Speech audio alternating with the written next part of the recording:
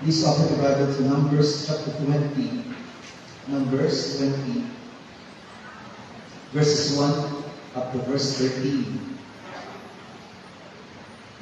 Numbers 1 o 20 verse 1 up to 13. Sabay-sabay po tayo. At ang mga anak ni Israel sa makatuwid bagay ang buong kapisanan ay nagsipasok sa ilang ng Zin ng unang buwan at ang bayan ay tumahan sa Hades. At si Miriam ay namatay doon at inilibing doon.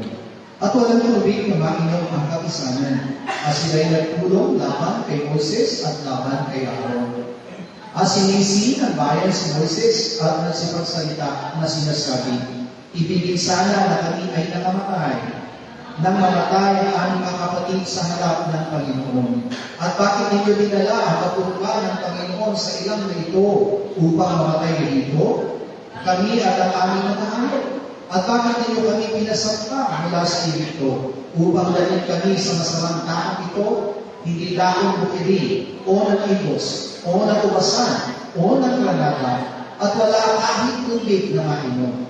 At si Moises at si Aaron ay umalis sa harap ng kapulungan at nakasa pintuan ng tabernakulo ng kapisanan at nagpatira pa at ang kalagayan ng Panginoon ay lumitaw sa kanila.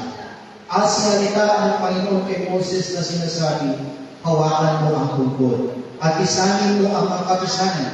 Pisanin mo at si Aaron ang iyong mga kapatid at magsalita kayo sa bato sa harap ng kanilang mga mata.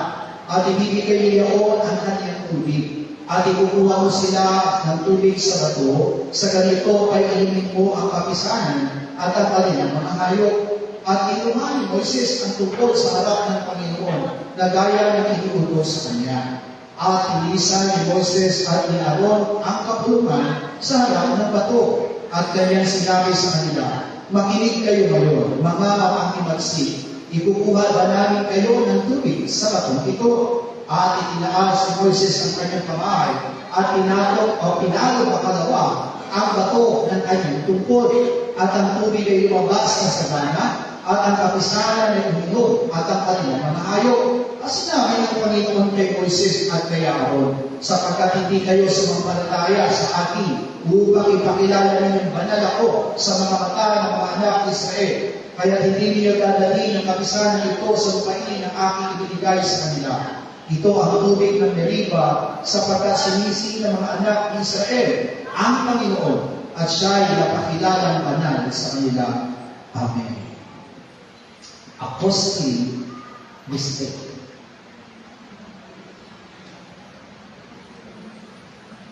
Moses is the most humble man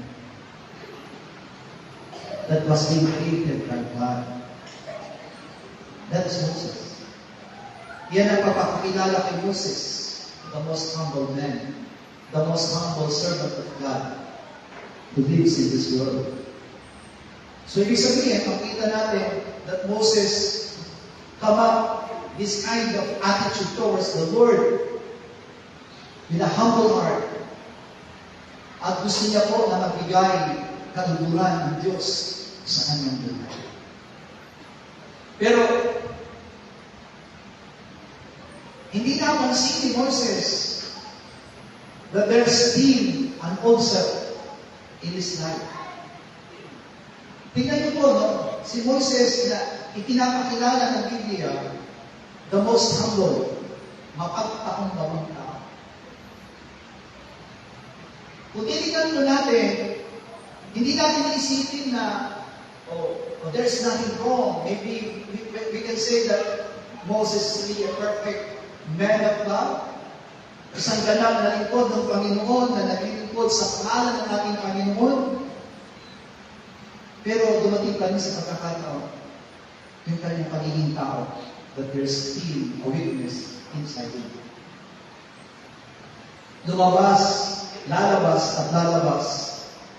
yung tinatawag na kahinaan na galing ito sa tinatawag na lumang pagkatao ng isang nilalang ng Diyos. Dito makikita natin that there's no really perfect creation of God. Only God is perfect. Ang Diyos naman talaga yung tinatawag na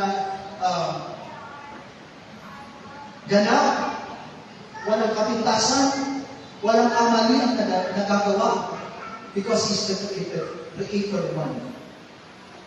Pero samantalang tayo, mga tao, amen, sinasabi natin na hindi na tayo magkakamali o sinasabi po natin na tuwirang susunod na tayo sa ating Panginoon, but paglipas ng panahon, paglipas ng araw, it changed. Why? It is because of our old self. It is because of our old nature inside us. Lilitaw pa rin yung tao na nagkulang, yung pagkatao natin na bagamat ito ay nilikha ayon sa wangis at larawan ng Diyos, pero mas ninana natin yung nangyari kay Adan na nagkulang and he disobeyed God in his life. And that is what Satan, what is the devil wants from us. He wants to take us from out of the hands of God, out of the righteousness of the Lord. Para ano? Para makaibig tayo doon sa pagpapala, doon sa inipinanap ng Diyos na buhay na walang hanggan. Moses is the leader. He's the leader of all Israelites people to lead the people from Egypt to Canaan. I think without Moses, Israelites people will remain and will stay forever in Egypt and be, kumbaga, nandun na lang sila at magiging alipin at wala silang ibang gagawin kundi ang mga bagay na nakikita nila na ginagawa ng Egypt. But praise God. Salamat sa Panginoon sapagkat alam natin na nung tinawag ng Diyos si Moises, he came out from bad experience. Hindi tinawag ng Diyos si Moises because of His goodness and because of His perfection. Alam ng Panginoon kung ano ang kahinaan ni Moises. Alam ng Panginoon na si Moises, hindi mo siya perfect na nilikha niya. At yung pagkatawag kay Moses, mga minamahal ko, kung titignan po natin ang Biblia, he's a killer. Amen? Pinatay niya yung isang taga-Egypt. sa pamamagitan ng pagtatanggol niya doon sa kanyang kababayan. Amen. Kaya nga po, kapag binasa natin ang Hebreo, makikita natin doon that Moses chose to be out of the family of Pharaoh and live together with his own people. Mas pinili daw ni Moses yung mamuhay na kasama ng kanyang bayan kaysa sa maging anak ng isang prinsesa ng Pharaoh. Yun po yung dahilan. Pumatay po siya ng isang taga-Egypt. At pagkatapos ng namatay yung taga-Egypt, he flew away. Kaya nga po nakapag-asawa po siya sa ibang lugar. Si Moises. Amen. Sapagkat tinakasan niya po yung naging kasalanan doon sa Egypt. Pero sa kabila ng kanyang pagkukulang, sa kabila ng pagkakamali na nagawa ni Moises, God called him. Tinawag pa rin siya ng Diyos. Matigas din ang ulo ni Moises. Alam niyo po ba? Bakit? Nung tinawag siya ng Diyos, ang sabi niya, hindi po ako marunong magsalita. Paano niyo po akong gagawin? Hindi ako marunong magsalita. Eh, walang lusot sa Diyos. Kapag tinawag ka ng Panginoon, hindi ka pwedeng mga tuwiran. Amen? Sabi mo nga sa katabi mo, wala kang lusot sa Diyos. So si Moises, nakakagpilan siya, sabi niya, I am not fluent, I am not good in speaking. Pero sabi niya, gusto niya akong napatanong, ikaw bakit ka, di ba? Si Aaron. Amen. Yung kuya mo na yan, sabi niya, tawagin ko, siya yung magiging bibig mo. Siya yung magtagalagsalita, ikaw ang tagapakinig. Pakinig ka ng lahat ng sasabihin ko sa iyo, at ibibigay mo ito kay Aaron, at si Aaron magsasalita sa kanya. So, walang magawa si Moses. That's why siguro kaya tinawag siya the most humble man, kasi, amen, kahit na wala siya kakayanan, sumunod pa rin siya sa Diyos. Amen. He's a giver. Sumunod siya sa ating Panginoon. At sa kanyang pagsunod, yun nga po, dahil sa manalangin ng mga Israelita, because they were being bandaged by the Egypts, mga taga-Egypt, kaya kung nanalangin sila sa Diyos, God hear their prayers, and God called Moses. So, tinawag si Moses. At ang pagkatawag kay Moses bilang pastor, amin po ba, bilang pastor ng iglesia sa ilang, amin, mababait yung kanyang mga membro. Sobrang mabait na kanyang mga membro. Bakit sinasabi ko mababait? Una-una, reklamator.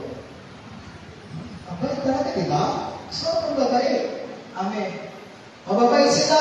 Hindi sila nagreklamo. Amen. Itong mga tao mo, sobra po yung kanilang pagpapalaki sa kanilang mga sarili. So, ibig sabihin, hindi ka lang madali na papunuan yung the people of Israel, the church in the wilderness. Alam mo, kahirapan talaga si Moses na pagunahan ko itong mga tao ito. That's why we was being tested. Pero tandaan po natin, God wants Moses to inherit Canaan.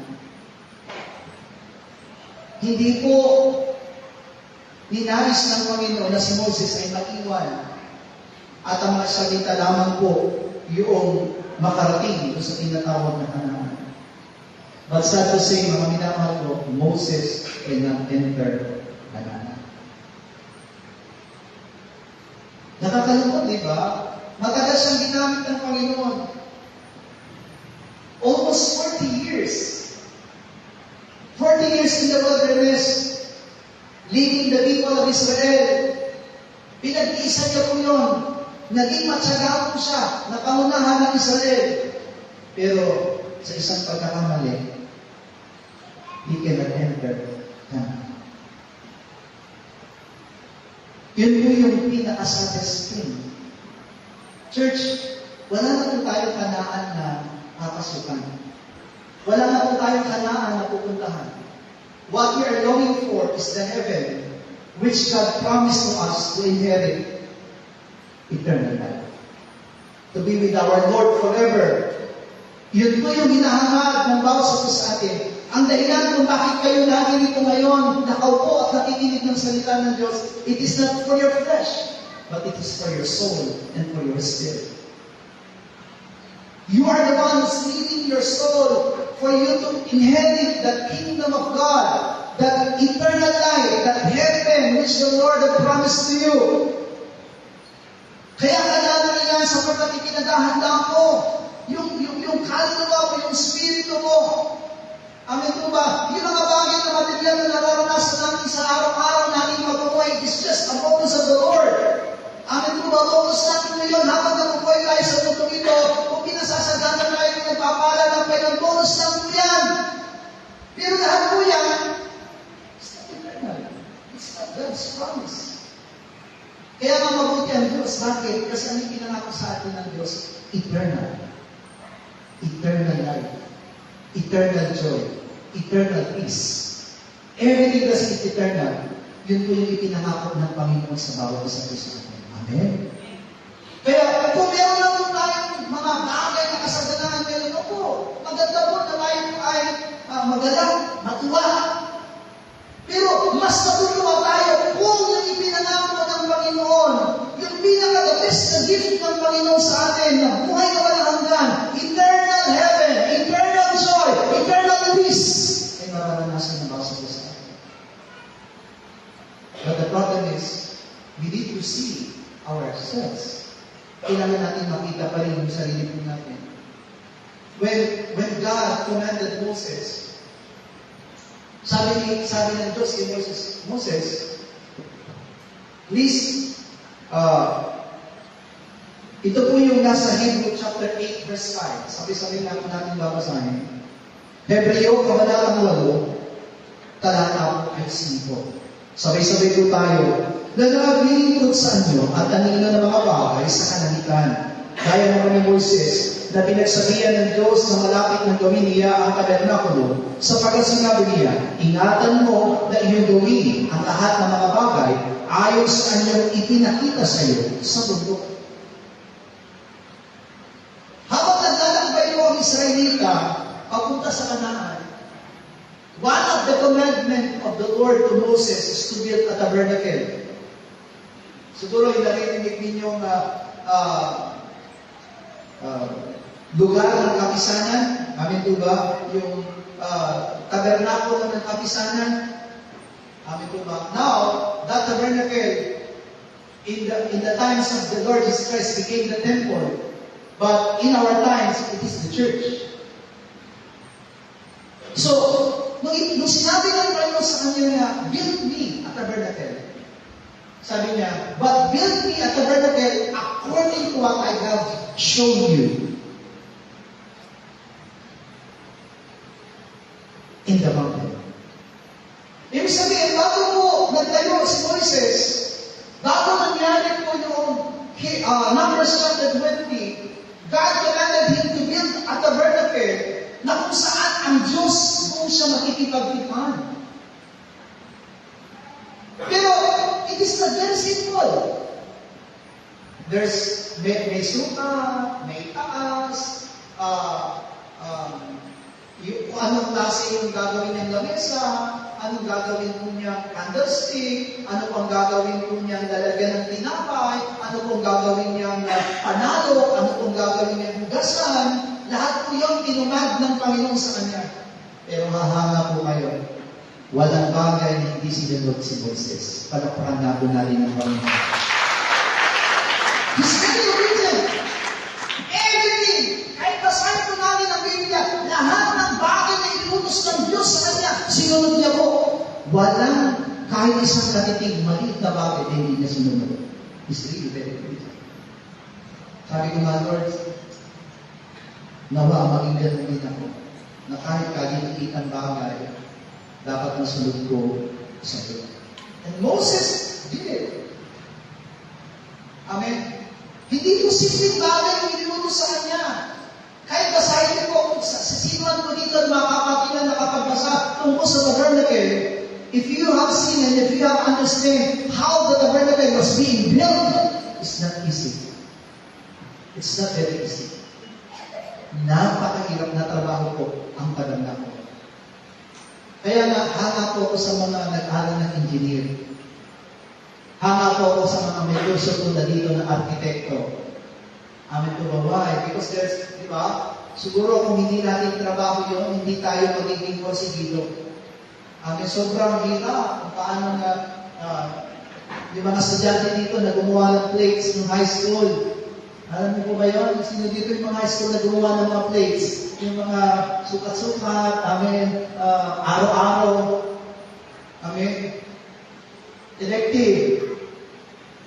Hallelujah. Pag sinabi ng teacher, mali yung sukat. Bibinugan ni teacher yung dulo. Ulitin mo na naman. Hallelujah. Pero alam niyo po ba na I have my cousin na namatay po sa Taiwan. She is engineer. No? Sobrang galing po niya gumawa ng mga plano-plano. Amen po ba? Kahit na madaling araw na gumagawa siya ng plano, it's really, sabi ko, paano niya naiintindihan ito? Amen. Kayo ba? Sino na po dito nakakita ng plano ng bahay? Lahat po ba kayo nakakita ng plano ng bahay? Lahat ba ng plano na nakita ninyo, naintindihan ninyo? Sino dito na, di ba? Pag tinigan mo, of course, nakita mo, nasa yung pintuan, nasa yung kitchen, pero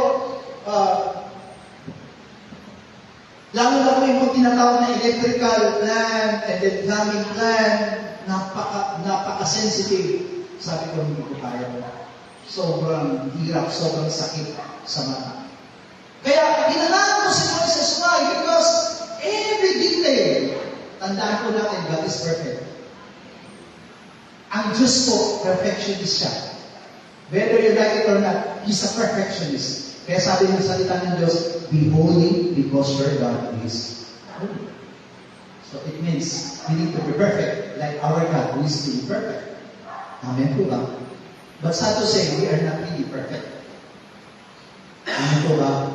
We are really praying and yearning for that God's perfection to manifest sa buhay po ng Moses sa atin.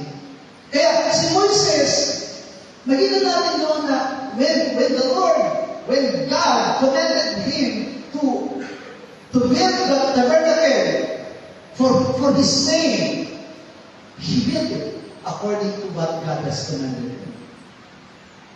So, ibig sabihin, nakakatuwa talaga si Moises, amen po ba? Sa mahirap na bagay, amen, sa mahirap na bagay, masunod itong si Moises. Amen. But, sa talata natin binasa, Numbers 20, verse 1 up to 13, there's just a very simple word command of God in his life. May malaking problema in the desert of Sin. Ano yung malaking problema sa desert of Sin?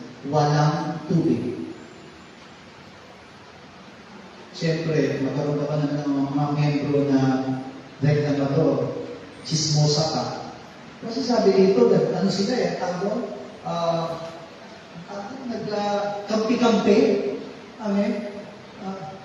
Yung isa, kapitbahay, pumunta sa kapitbahay, mamamatay talaga tayo dito, dinala-dala pa tayo dito, para lang tayo mamatay. Sabi naman ng isa, oo nga.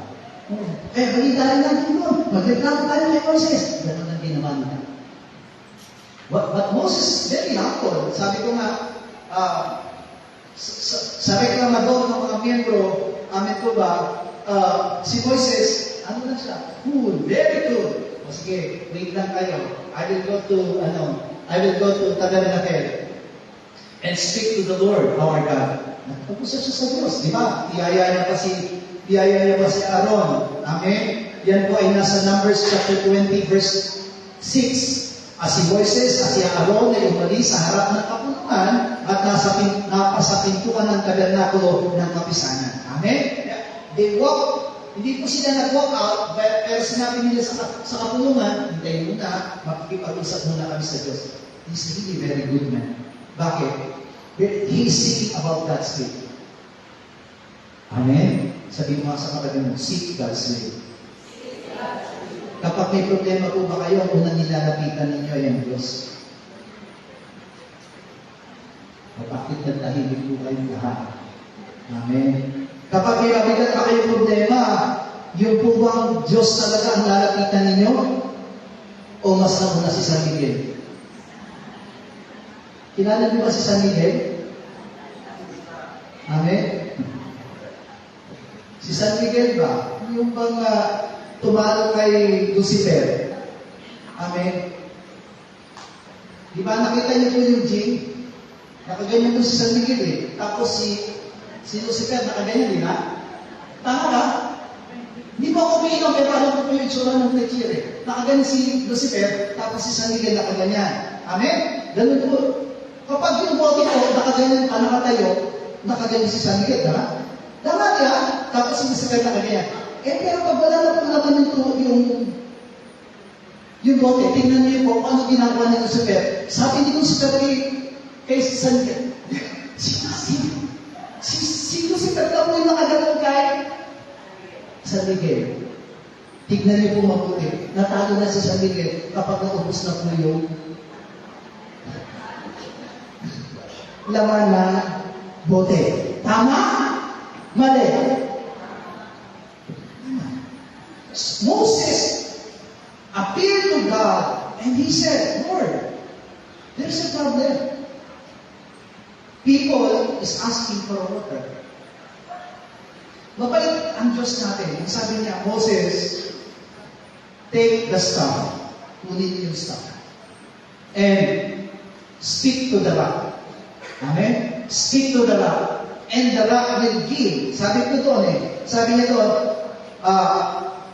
magsalita kayo sa bato, sa harap ng kanilang mga mata, at ibibigay niya o ng kanyang tubig. Diba? Yung sino na magbibigay ng tubig? The rock will give His water to the people.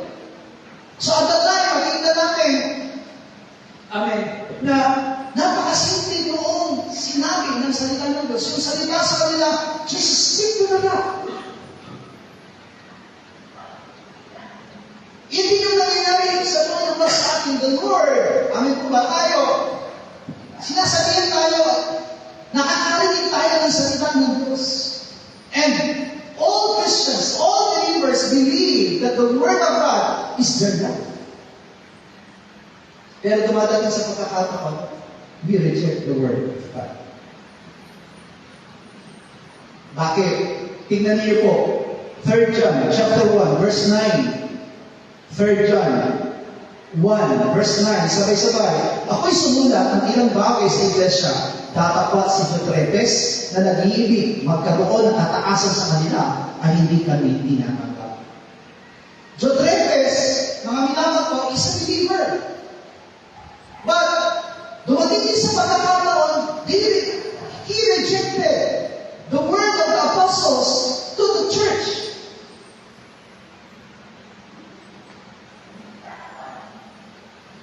Kaya, kung tinigan po natin, amin po ba, na si Moises, nakita natin nagkamali siya. Alam natin yung pagkakamali na yun, nangyayari namin doon sa lumang tipan, but also in our lives. Even in the lives of the apostles, meron din talaga sa mga iglesia na lumalaban. Hindi lumalaban sa pastor, lumalaban sa salita ng Diyos. Because if you are against the pastor, tandaan niyo, it is against God. We are not God. But, when you rejected and you resist the word, the sermon, amin po ba, yung salita ng Diyos ay binabahagi sa atin, it means you are rejecting God's word. Magiging katulad po tayo nung tinatawag na ginawa ni Diotrepes. Remember, God cannot tolerate. Hindi tayo pwedeng tolerate ng Panginoon sa lahat ng mga bagay na ginagawa natin pagkakamali. God cannot tolerate our excuses, our mistakes, because God doesn't want all those kinds of mistakes in our lives. God wants us to be perfect. What God wants from us is to be like Him. Matulad po tayo sa Kanya. Kaya di ba, hindi, natatandaan niyo po ba si Nadab at si Abihu? Nadab at si Abihu, mga anak po sila ni Aaron. Amen. Si Nadab po at si Abihu, dahil anak po po sila ni Aaron, they are called to be the Levites. They are priests serving the tabernacle. Ano po yung naging kasalanan ng dalawang magkapatid na ito? Ang nagtanging naging kasalanan ng dalawang magkapatid, very simple. Kasi po ang trabaho po nila, di ba? Pag binasa po natin ang Old Testament, especially about tabernacle, may kanya-kanya pong trabaho. Lahat ng mga sacerdote, mayroon pong nakalaang sacerdote sa labas, may tinatawag na outer court. Meron din yung sacerdote na nakalaan para po doon sa tinatawag na holy place. Sila yung nagtatrabaho po doon, nag-aayos, pinapay, nag-aayos ng ilawan, nag-aayos ng insenso, amin po ba? At meron din naman po nakakalaba para doon sa tinatawag na Holy of Holies. O doon sa Holy of Holies, ang nagtatrabaho doon yung tinatawag na High Priest. Yung pinaka-dakilang sacerdote na siyang papasok once a year only on that Holy of Holies. Si Abihu po at si Nadab, na anak po ni Aaron, ang trabaho po nila sa holy place. Ibig sabihin, sa second layer. Wala po sila sa outer part. Hindi po sila taga-katay, hindi rin sila taga-lugas ng mga offerings at sacrifice. Ang trabaho po nila is to prepare the bread table, to prepare the incense, and to prepare the candlestick. Ang trabaho po nila magsindi ng ilaw, araw-araw.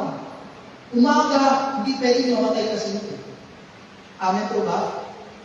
Amen? Tayo, pagkatapos ng worship service natin, pinapatay natin lahat ng ilaw. Bakit? Matutuwa si Geraldo po. Amen? Kakain tayo ng maraming kuryente. Amen? So, lahat ng lamp, inaalis natin. Pero po, sa original po, sa tabernacle, they cannot turn the light off. Why? Because it represents the presence of God. Amen? So, tagasipin mo sila ng ilawan. Anong ginawa ni Abihu at ni Nadab? Nandun po yan sa Leviticus chapter 10, verse 1 up to 2. Leviticus 10, chapter 10, verse 1 and 2, sabay-sabay. Si Nadab at si Abihu, na mga anak ni Aaron, ay kumuha ng bawat isa sa kanila ng kanilang suuban. Sinindihan nila ng apoy at pinatungan ng kamanyan. Ay nagandog sa harap ng Panginoon ng ibang apoy na hindi iniutos sa kanila. Sa harap ng Panginoon ay may robas na apoy at sinukop sila at namatay sila sa harap ng Panginoon. That's why God cannot tolerate. It's very simple. Sinindihan naman nila. They lighted the candlestick. Amen po ba? Talagang sinindihan naman nila yung ilawan doon sa holy place. Ang problema, they used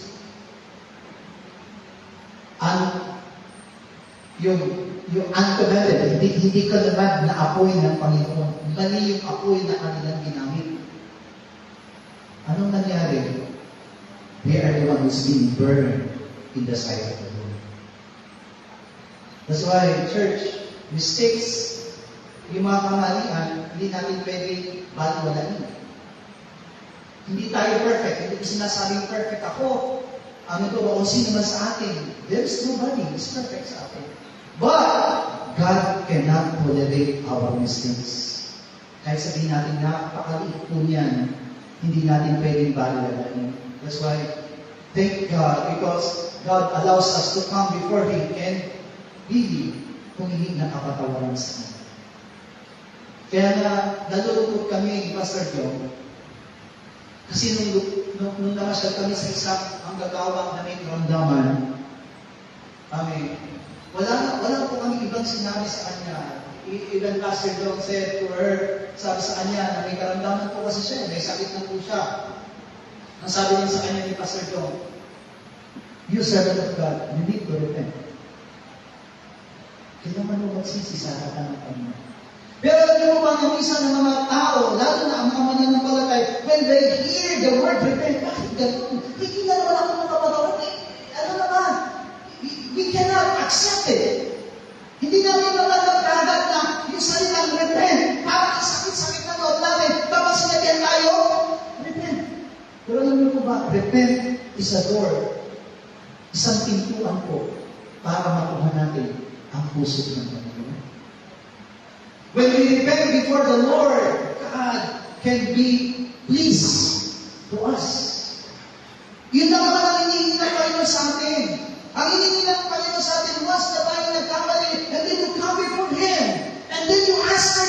Him.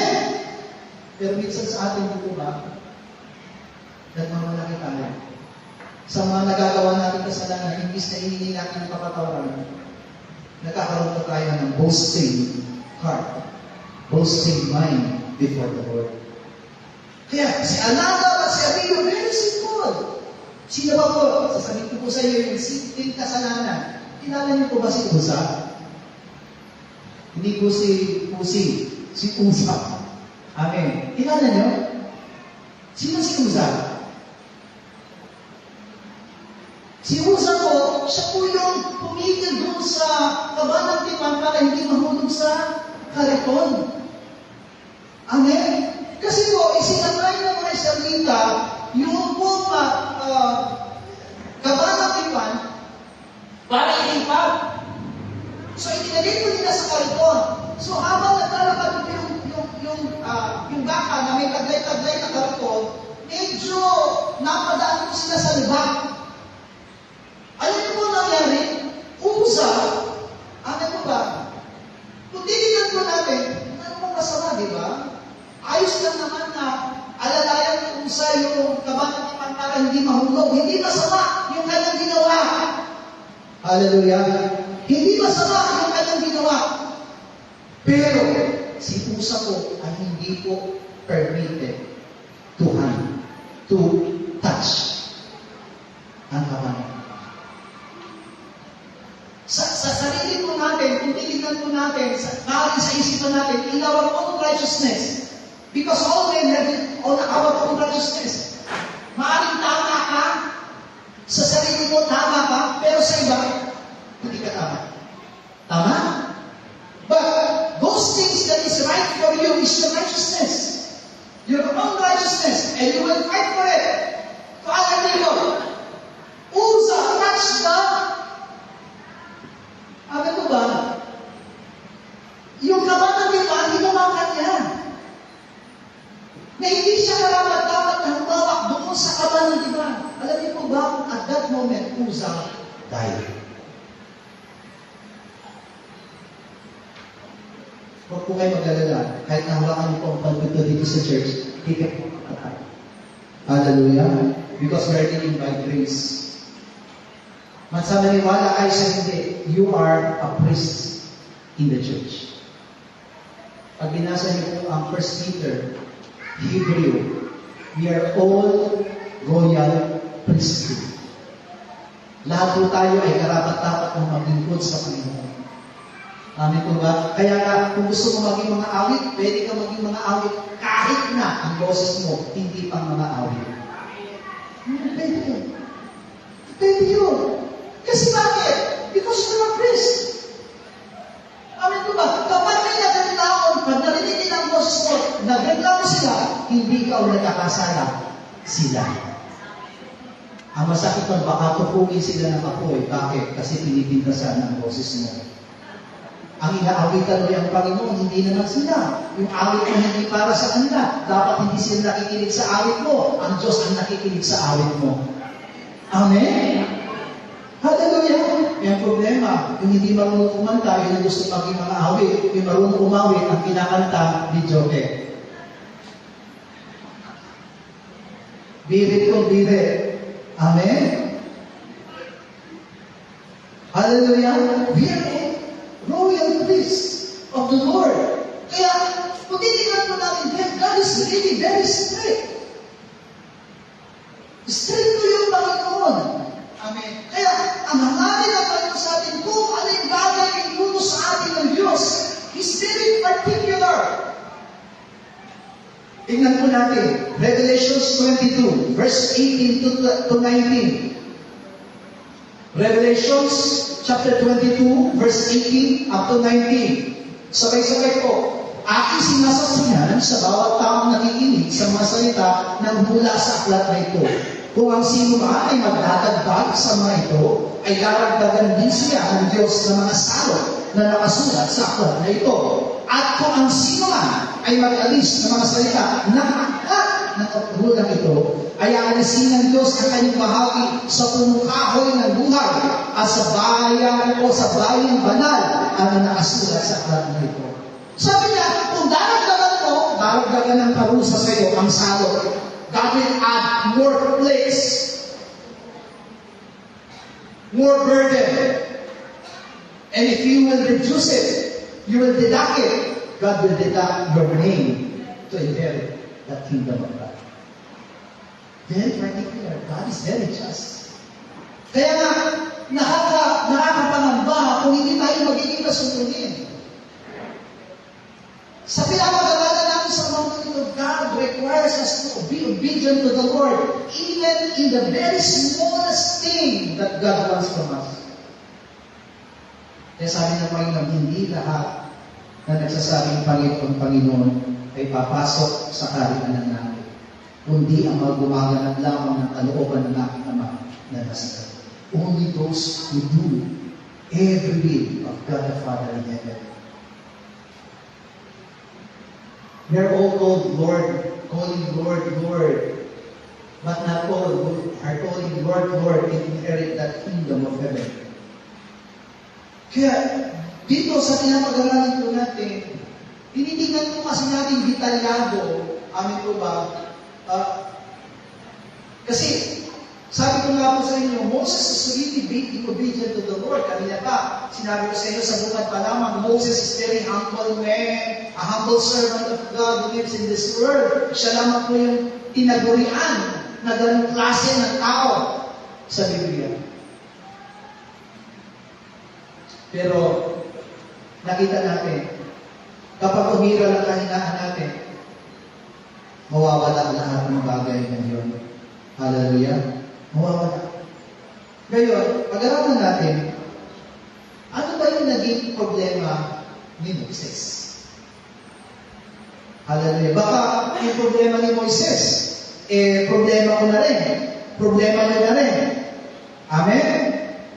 Hallelujah. Kasi hindi natin alam, hindi natin napapalayan. Baka gano'n na rin yung nangyayari sa atin. Kaya nga diba sabi sa Judas kailangan natin pagsikapang mabuting ipaglaban ang ating pananampalataya. Kailangan natin pagsumikapan, siyasatin yung pananampalataya na meron ng bawas sa atin. Kasi bakit? Baka dumating ang araw, mawala sa atin ito. Diba sabi ni Pablo, fight the faith. Amen. Ipaglaban mo sa ibig sabihin, kailangan mo talagang pamawakan, kailangan mo ipaglaban yung pananampalataya na meron ka. So what is really the problem with Moses? With the command, speak to the rock, and that rock will give you water. Hallelujah. Number one, ang naging problema kay Moses, he rubbed out God's glory. He rubbed out. Kinuha niya. Inagaw niya yung kalalatian sana na para sa Diyos. Please open the Bible. Balikan natin. Numbers 20, verse 10. Numbers 20, verse 10. Hallelujah. Hanggang verse 12. Sabay-sabay po tayo. At inisa ni Moises at ni Aaron ang kapulungan sa harap ng bato. At kanyang sinabi sa kanila, makinig kayo, mga mapatimagsik. Ikukuha ba namin kayo ng tubig sa batong ito? Diyan na po kayo sa verse 12. Sinabi ng Panginoon kay Moises at kay Aaron, sapagkat hindi kayo sumampalataya sa akin upang ipakilala ninyong banal ako sa mga mata ng mga anak ni Israel. Kaya hindi ninyo dadalhin ang kapisanan nito sa lupain na aking ibinigay sa kanila. How Moses about? Sa nalaman na binasa natin yung those texts from verse 10 and verse 12, how Moses about? Sabi ko nga, nakita niya ba how Moses robbed the glory from God? Napansin niyo ba? Kung hindi niyo po makakatutukan, hindi niyo makikita that Moses robbed that glory from God, paano niya na-rob? Tignan niyo po yung verse 10. Ulitin natin yung verse 10. At inisan ni Moises at ni Aaron ang kapulungan sa harap ng bato. At kanyang sinabi sa kanila, makinig kayo ngayon, mga mapanghimagsik. Ikukuha ba natin kayo ng tubig sa bato ito? Sabi ng Panginoon, speak to the rock, and the rock will give his water to the people. Sino na magbibigay ng tubig? Yung bato. Tama? Pero dito sa binasa natin kalala, sino na magbibigay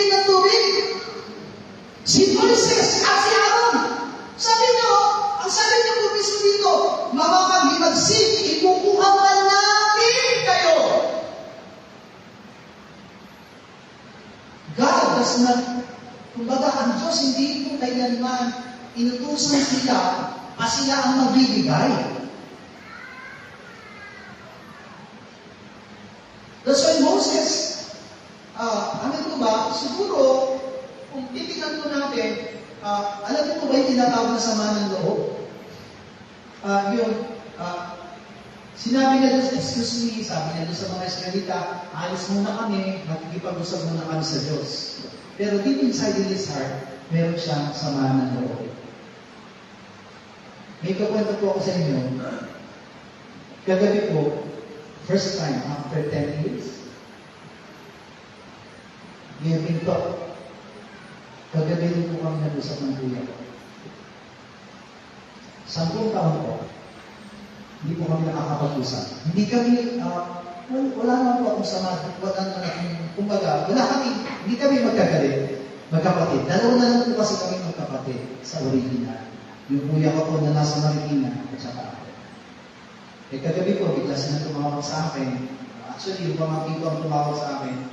Tapos, nakausap ko yung kuya ko. At yung kuya ko po ay galit na galit.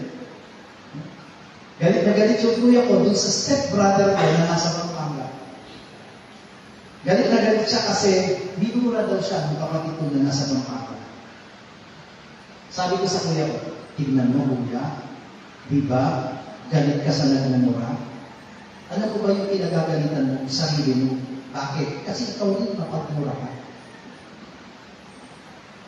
Kaya ang pinagagalitan mo ngayon, sarili mo, nataba yung kuya ko. Oo nga, no? Sabi niya, di ba? Kaya kung nagagalit ka sa nagmumura, ibig sabihin niya, nagagalit ka sa sarili mo. Kasi ikaw, nagmumura ka rin. Tapos, alam mo na ano ko naman siya, napaalma, kunyari, napaalma ko siya. Pero, alam ko ba na, sa sobrang tagal na hindi namin nagkita, nagkasumbatan kami. Sinumbat na sa akin yung bola na binibigay niya sa mga anak ko, kung bakit ko daw hindi kinuha. Kasi binibigay niya po ng bola yung mga anak ko eh. Galing ko siya sa Saudi, binibigay niya po ng bola. Ang sabi ng kuya ko sa akin, Manny, pumunta ka dito sa Marikina, kunin mo yung bola ng mga anak mo. Sabi sa doktor ko, 350 pesos na ang bola. Papupuntay mo ako sa Marikina para kunin na ng bola. Sabi ko sa kuya ko, kuya, huwag mo na ibigay sa mga anak ko yung bola. Ibigay mo na lang sa mga anak mo, kasi mga lalaki din ang mga anak niya, 3. Sa mga anak ko na lang yan. Ako na lang ang bibili ng bola sa mga anak ko. Ikinasakit pa na niya ng loob yun sa akin. Kung bakit hindi ko daw yun tinanggap. May sakit siya ng loob sa akin. Ito naman ang sakit ng loob ko sa iyo. Sabi ko sa kanya na gawin. Hindi bola ang ipinangako mo sa mga anak ko. Ang ipinangako mo sa kanila, sapatos.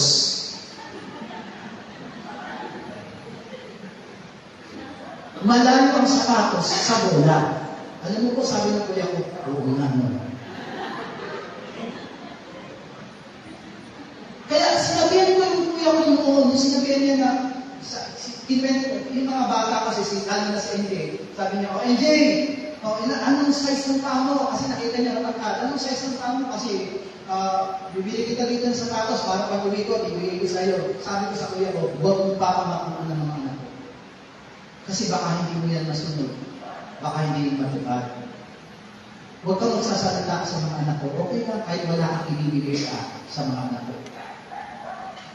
Yun ang sinabi ko sa kuya ko. Kaya ako naman ang nagtanda mo, nabibigyan niya ng sapatos yung mga anak ko. Tapos binigyan niya ng bola. Ano siya? Ng bobola? That's why kagabi, pero sabi ko kuya, ano na yun? Kalimutan ko na yun. Ano na yun? At nasabi ko lang sa'yo yung mga bagay na yun. Pero, ano na yun? Lumipas na yun. Ganun yung nangyari kay Moises. Nung kaharap na yung mga Israelita, excuse me, makikipag-usap muna ako sa Diyos. Pero habang nakikipag-usap sa Diyos, hindi natin alam, nagmeron pala siyang sama ng loob. Kaya magbalik niya sa mga Israelita, ano sabi niya sa mga Israelita? Akala niyo ba? Ikukuha ko kayo, ikukuha namin kayo ng tubig. Hindi yun ang inutos ng Diyos sa kanya, tama? That's why, the Lord God, kaya sabi doon sa binasa natin talata, Moses cannot, because he became proud. He take the glory. Siya na mismo yung kumuha ng tinatawag na kalalakian. Very simple mistake, but very costly. Ano yung costly? Mahalaga. Napakalaki ng impact nun sa kanya. That's why, tayo rin, di ba? Kaya sabi na ko sa Pablo, in everything that you do, whether you will eat, whether you will drink, ano sabi ko kayo? Do it for the glory of you or for the glory of God? For the glory of God. Amen? Huwag na huwag tayo kukuha ng anumang kalulatian sa Diyos. Kung nakakaw tayo ng kalulatian sa Diyos, hindi natin nakapatawaran, Lord, patawad. Nakuha ko yung kalulatian. Hindi pala ako yung, I do not deserve anything. Amen? Amen? Yung sa kapatiran, sabi ko sa kanya, sister, nakuha ko na yung pinagdala mo. Alam ko na yun. Ayaw niya maparinig sa iba. Ayaw niya malaman ng iba. Para yung kalulatian sa Panginoon lang. Hallelujah. Naintindihan mo ba natin? Huwag tayong kukuha ng anumang kalulatian dahil nagpara sa Diyos. That's why Moses, nung binabasa na ito, tama. Kasi minsan hindi namin namamalayan, katulad ng pagbabasa namin, parang hindi namin nakita, parang kumuha si Moses dito ng kalulatian. He's just talking to the Israelites people. Asa kasalukuyan, ganun ang nangyayari. Paano nangyayari yan? Colossians 1:18. Colossus 1:18. Sabay-sabay. At siya ang ulo ng katawan sa makatwibagan ng iglesia na siya ang pasimula, ang panganay sa mga babae, upang sa lahat ng mga bagay ay magkaroon siya ng kadakilaan. Pinapaliwanag niya po sa Pablo that in the church, there is only one head, and that is Christ. We are just part of the body of Christ, and the head of the church is Christ. Sabihin na po natin, Christ is the head of the church. Bisa na po, Christ is the head of the church. Sabi dito, Paul explains that all those glory, all those praise belongs only to Christ. Not to us. Not to anyone. Not to anybody. At yan yung nangyayari ngayon that sometimes even Christians, kahit tayo mga mananampalataya, amin po ba, we do not wear Christ in us. Si Apostle Pablo, he always wear Christ.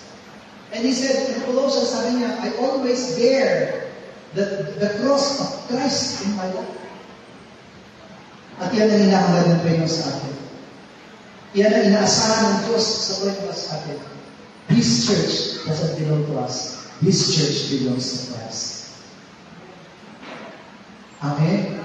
Kaya kung meron man dapat malarati dito, hindi tayo, kundi si Kristo. Diba sabi kanina na sinawit natin, sa iyo ang tarangalan, kapulihan, kapangyarihan, magpakailanman. Sa iyo ang kalalapian at kapangyarihan, magpakailanman. Naintindihan niyo po ba yun? Sa mismo inaawit natin, ibinabalik natin lahat. Everything.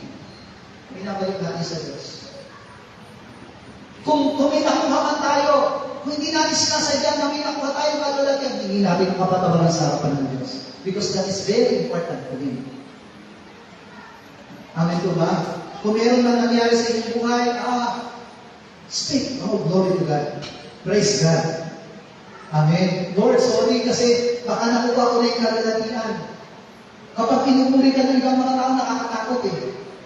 Amen? Kayo po ba kapag sinabi, ang ganda mo naman ngayon, ano po sinasabi niyo? Thank you. Di ba anak? Amen? Ang galing-galing mo naman. Thank you. Yung pala, dapat pala sabihin natin, papurihan sa Panginoon. Hallelujah. Ano man ang mga bagay na natanggap natin para yun sa Panginoon. Ephesians chapter 3 verse 21. Efeso Kabanatang 3, talatang 21. Sumakanya nawa ang kalwalatian sa Iglesia at kay Kristo Jesus sa buong panahon magpakailanman. Hallelujah! Kailan daw? Hanggang kailan? Magpakailanman. Kaya kung ano man yung natatanggap natin, ano man ang naranasan natin, galing yan sa Panginoon. Pangalawa, na kasalanan na ginawa ni Moses, he rebelled against God's commandment. Balikan natin, Numbers 27, verse 14. Numbers 27, verse 14, sabay-sabay. Sapagat kayo'y nagigibagsik laban sa aking salita sa ilang ng zin, sa pakikipagtalo ng kapisanan na ipinakilala ninyong banal ako sa harap ng mga mata nila sa tubig. Ito ang tubig na Meribah sa Kades sa ilang ng zin. Ibinig na. Sabi doon ng Panginoon, yung ginawa pala, yung naging attitude, the attitude of Moses and Aaron. Amin po ba? This means anak to the Lord. Ano pala yun? Rebellion pala yun. Akala natin very simple lang yung ginawa ni Moses at saka ni Aaron. Amin po ba? Pero it is rebellion. Pagkikipagsik yung ginamit ng Lord na salita, pagkikipagsik sa aking salita sa zin. Because they do not obey the word of the Lord. They rejected the word. It is very simple. They rejected the word of the Lord. Yan po yung ginawa nila. Tingnan po, Numbers 20, verse 24. Numbers 20, verse 24, sabay-sabay. Si Aaron ay malalakip ng kanyang bayan, sapagkat siya hindi makapapasok sa lupain na aking binigay sa mga anak ni Israel, sapagkat kayo'y nagsipag-ibagsik laban sa aking salita sa tubig ng Meribah. Hindi lang pala si Moses ang hindi nakapasok sa Kanaan, kahit si Aaron hindi nakapasok. Unang namatay po si Aaron kay Moises. Nakatanaw lang nila ang Kanaan, pero hindi na ito napasok. Why? Because they rebelled against the Lord. Nagrebelde sila sa harapan. That's why when you rejected, when you disobey the word of God, it means rebellion against the word, against God. Kaya huwag natin i-reject ang salita ng Diyos. Kaya dito sabi ng Panginoon, once you hear the word of God, do not harden your heart. Ano sabi pa ulit-ulit na sinasabi ng Panginoon sa Matthew? Ang may pagtinig ay makinig sa sinasabi ng salita ng Diyos. Pag sinabing makinig, it is not only our ears, but it is our soul, our heart. Hallelujah. Hallelujah. So, do not rebel against the commandment. Diba, sabi sa Matthew chapter 15, verse 1 up to 9, Mateo Kabanatang 15, talatang 1 hanggang 9, mas pinipili pa daw yung utos ng tao at gagamitin bilang utos ng Diyos. Mas pinipili. O sa verse 9 na lang po, dapat pa walang kabuluhan ng pagsamba nila sa akin na nagtuturo ng kanilang pinaka-aral ng mga utos ng mga tao. Mas sinusunod nila yung utos ng tao kaysa sa utos ng Diyos. Nung isang araw may interview na artista. She's really a born-again Christian. And he said, ang sabi ng interviewer sa kanya, sa edad mo na line of 6, sabi niya, what is your wish? Ano yung mini-wish mo? Alam niyo po, sabi ng artista, isa lang ang mini-wish ko, na lahat ng mga tao makaalam ng katotohanan.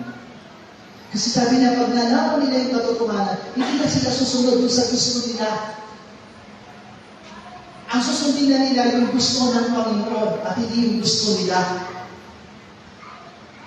Kaya ganyan ang mga tao ngayon, sabi niya, kaya ganyan ang mga tao ngayon, mas sinusunod nila yung alam nila para sa kanila ay tama, kahit na alam nila hindi yan ang sinasabi ng salita ng Diyos. Only the word of God is truth, sabi niya.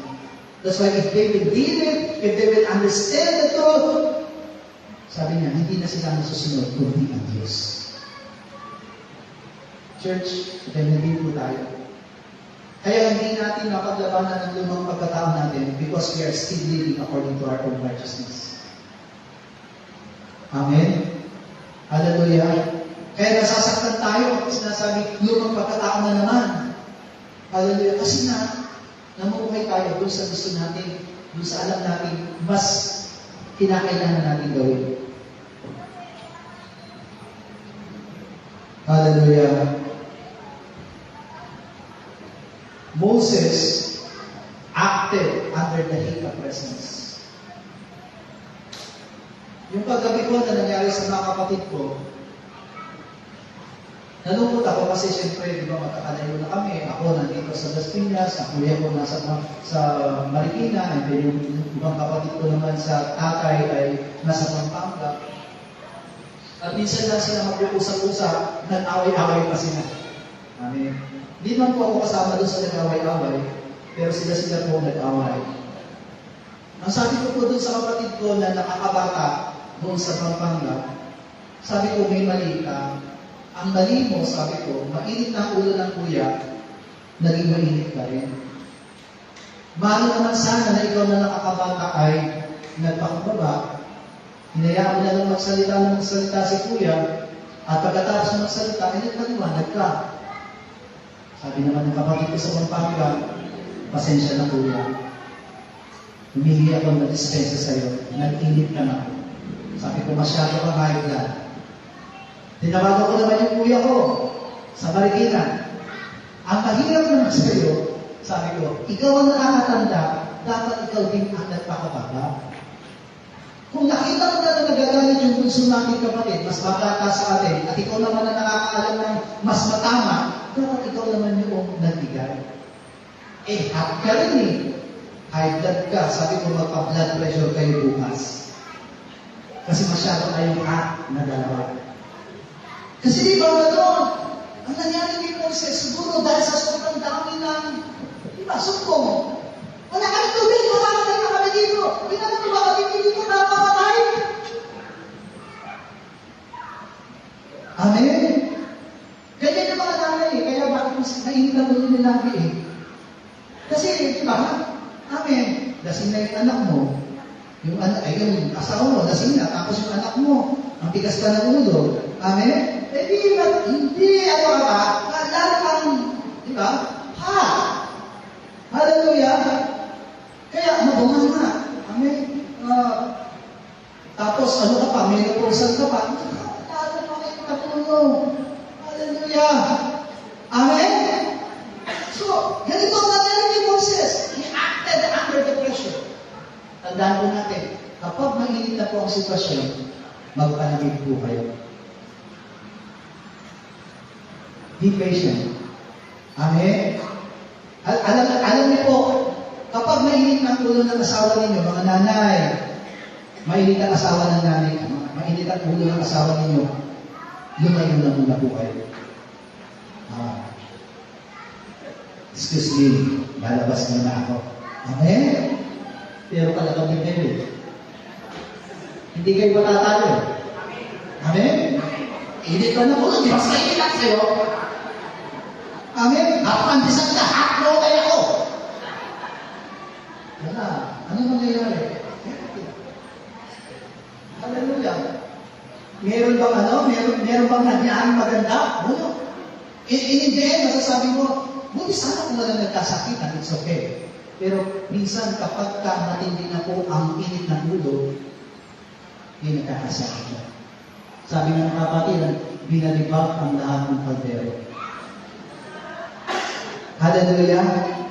Binalibak yung kaldero, binalibak mo yung bansa. Binasag yung TV, binasag yung ministeryo. Hindi nagbasag lang kayo. Banda ulit pag nahimas kasi na kayo, wala na tayong gamit. Masag na lahat. Hallelujah!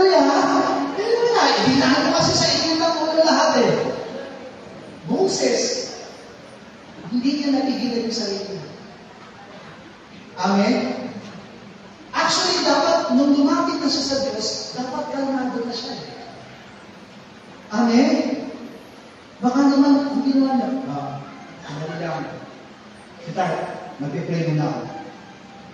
Prayer meeting namin ngayon. So, nung prayer meeting, okay ka naman, kalmado ka. Kasi nagpe-pray ka eh. Mas pag-uwi mo, bumanat ka ulit. Mas mainit ka pa ngayon. So, walang nangyari. Like Moses, you acted in the heat of pressure. Hallelujah. Sabihin mo nga sa katabi mo, lagi ka dapat kalmado. Hindi lahat pinadaan sa init ng ulo. Amen? Hallelujah! Kasi, natin ka, ano mangyayari? Ayan. Amen. Mag-aaway yan kayo. Amen? Mukhang may tinatamaan dito, no? Parang ang dami. Hallelujah. Habang tunakan! Amen? Kala mo, ha? Di kita kaya, ha? But sometimes, amen po ba? Hindi lahat nakukuha sa Amen? Hallelujah! Salamat pa sa Panginoon at natuto tayo. Amen. Hallelujah! Kasi di ba, yan yung kailangan natin. Amen? Sabi sa Psalms 106, verse 32 to 33. Psalms, awit, 106, 32, 33. Nandiyan na ba? O, sabi-sabi ko tayo. Kanilang inalitin sila sa tubig ng Meriba, na adapat naging masama kay Moises dahil sa kanila. Sapagkat sila ay mapanghimagsik laban sa kanilang diwa. Siya'y nagsalita ay walang pakundangan ng kanyang mga. Tingnan niyo po, si Moses pala, even David, ay si David natuto siya sa nangyari kay Moses. Dahil sa tindi ng init ng ulo, sabi niya, wala na siyang pakundangan. Alam mo ba yung walang pakundangan? What is walang pakundangan? Ano na, di ba? Walang preno. Wala nang inisip. Hallelujah! Sino mo dito yung magsalita walang pakundangan? Nagsabi na kami! Di ba? Kung yung pagkain ng ulo, wala nang pakundangan. Masaktan na yung masaktan. Tamaan na yung tamaan. Hallelujah! Walang pakundangan eh. Pero hindi pala yan ang inutos ng Diyos. Baka sa kasasalita natin na walang pakundangan, may masaktan tayo. Or, worst thing, sa point natin, tayo po yung, amen, tayo yung mapapahamak at tayo yung masasaktan. Hallelujah! And please, mga workers, mga membro, huwag na huwag kayo magsasalita ng salitang U-L-O-L. Yan lamang ang lura na nasa Biblia na huwag nang gagawin. Basahin nga po natin. Matthew chapter 5 verse 22. Sabay-sabay. Datapwat, sinasabi ko sa inyo, na ang bawat mapuot sa kanyang kapatid ay mapapasa karangalin ng kahatulan. At ang sino mang magsabi sa kanyang kapatid, raka, ay mapapasa pangalin sa Sanhedrin. At ang sino mang magsabi, ulul ka, ay mapapasa pangalin sa impyerno ng ako. That's why, do not speak the word U-L-O-L. Pinaka-worst pala yan ng mura. Hallelujah. Pinaka-worst na mura. Kapag ka masasabi mo na yan, tigilin mo na yung bibig mo. Because that is first. Amen. Medyo maganda-ganda pa sa salitang Griego, raka. Amen. Parang ano lang yan, salita ng mga bading. Tsaka. Amen? Mabuti ba yung tsaka na lang kaysa sa raka? Kasi mabigat yung raka. Amen? At lalo na mabigat yung U-L-O-M. Dahil ba, papayag ba kayo ng dahil sa salita, mapupunta ka sa impyerno? Hindi ka papayag. Hallelujah! Hallelujah! Wow! Susunod, Moses sinned publicly.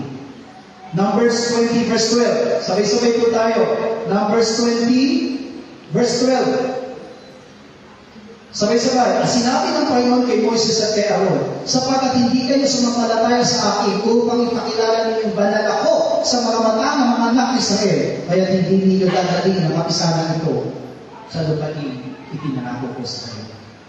Church, they sinned publicly. Church,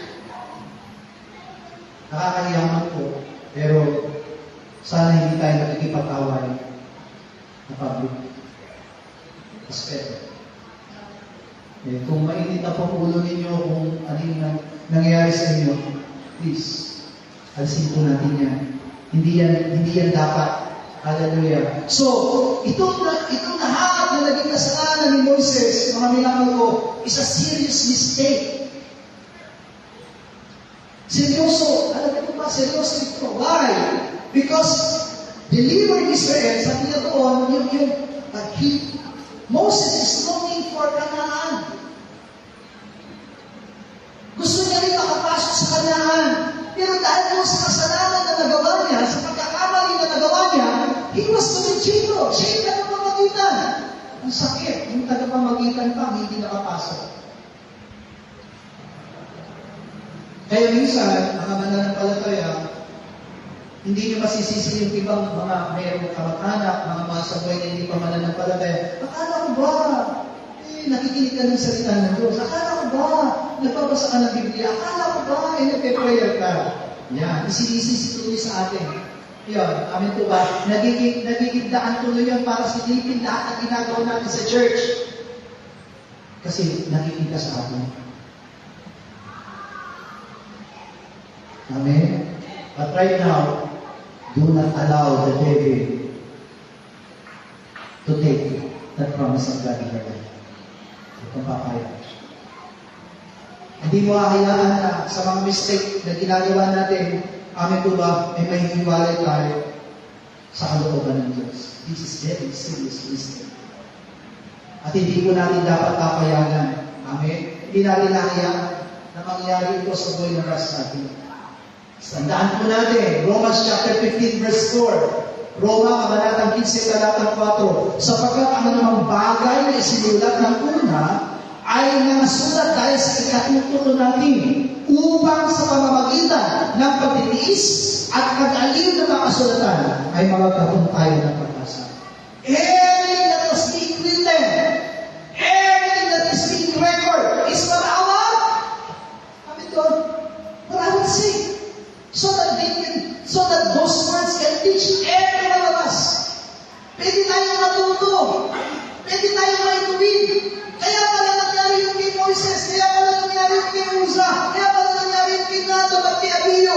Bakit? Lahat na nangyari pagkakamali sa kanila, hindi na dapat nangyari sa atin. Amen? Totoo po, nagkakamali tayo.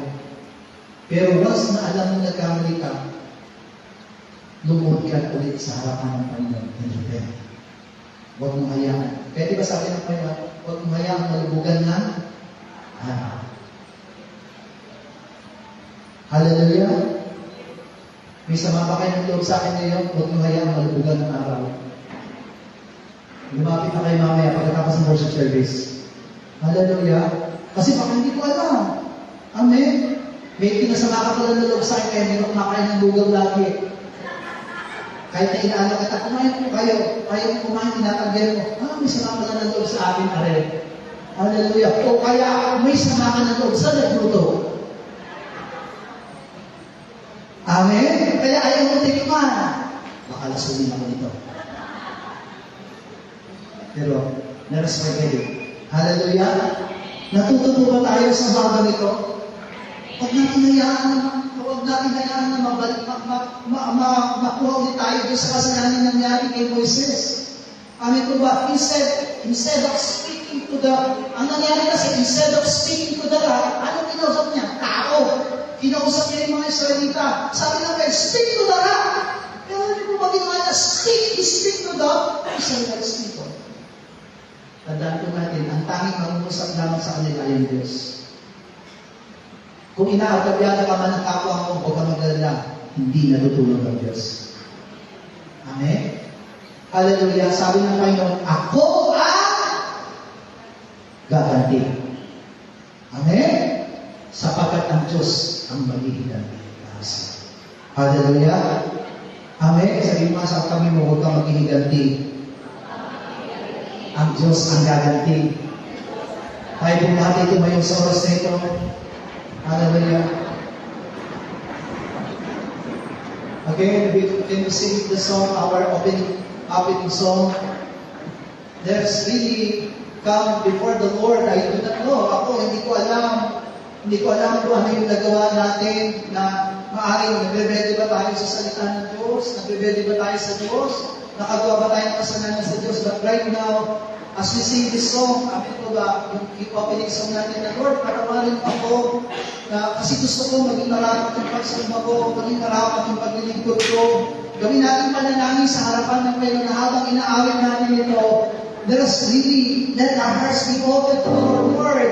Forgive me and really cleanse me from all the things that I have done in my life. Hallelujah. Siya ang gagawa. Siya ang pipili sa buhay mas natin. Lumapit po tayo sama-sama sa harapan ng Panginoon. Oh yes, God, we worship your name. Kaya mo, Diyos, na maging harapat dapat kami sa iyong harapan. Ikaw lamang, Panginoon Diyos, na maghahari at lumawak sa buhay mas namin. Hindi namin may ibigay ang nararapat na magsama kung maraming ang puso namin. That's why today, as we come, Lord God, buksan sa kanila, Diyos. Bless the Lord. Bless God. Patawarin mo ako, yes God, sa lahat ng pagkukulang ko, iniaalay sa'yo. Ang puso ko, nais kong makita kalwalatian mo. Tanggapin mo ang Panginoon, ang awit kong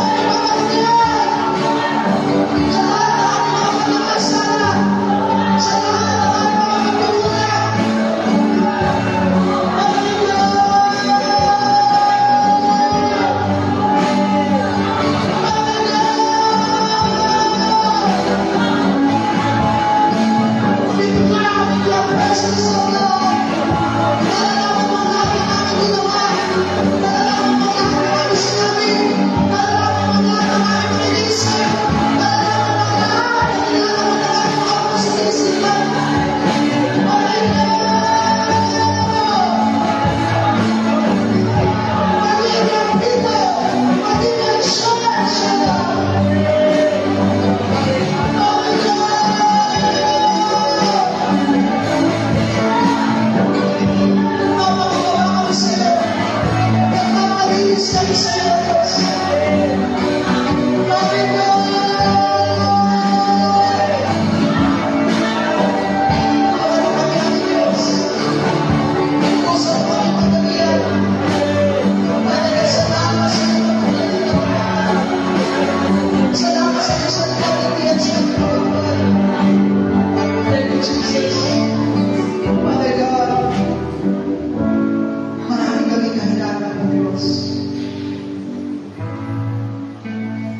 Nakakahiyakan pa rin po sa mga marami pa rin kami pagkukulang.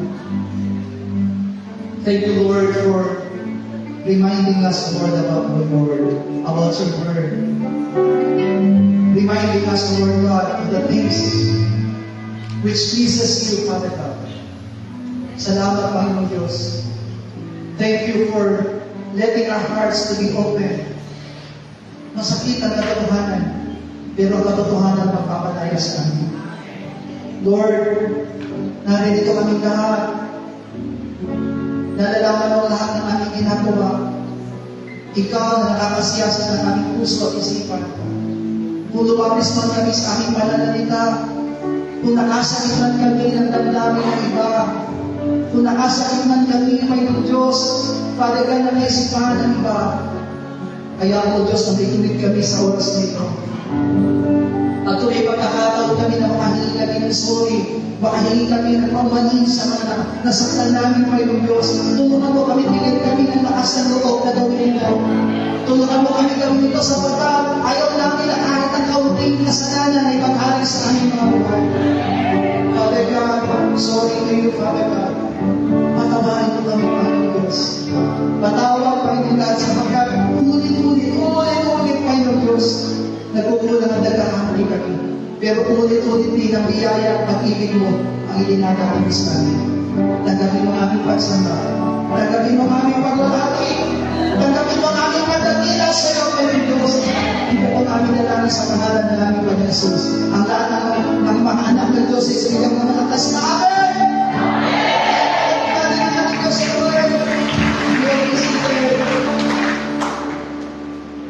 Now we can give our special offering for our pledges. Very fast.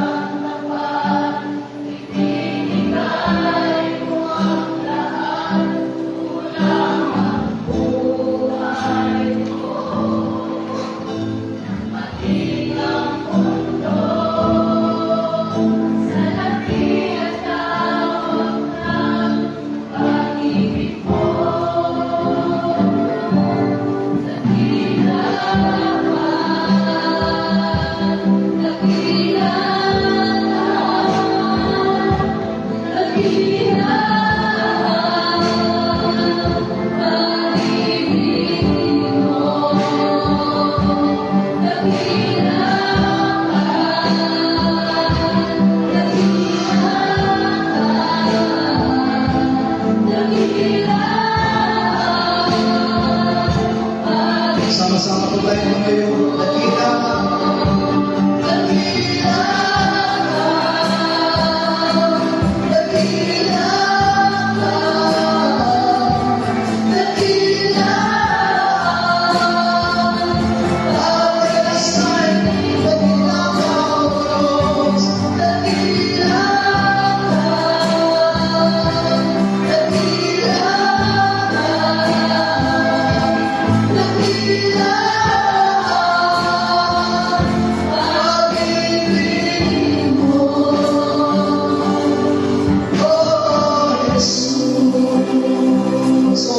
Lord's Prayer, Ama namin iligtas na langit, sambay nawa ang pangalan mo, ikaw nawa ang naghari sa amin, sundin nawa ang iyong kalooban, dito sa lupa tulad ng sa langit.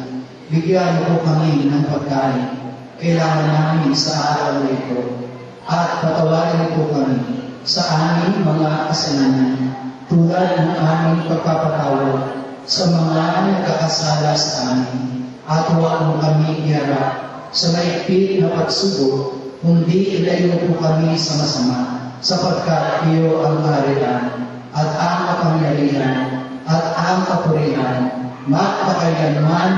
Amen. God bless you.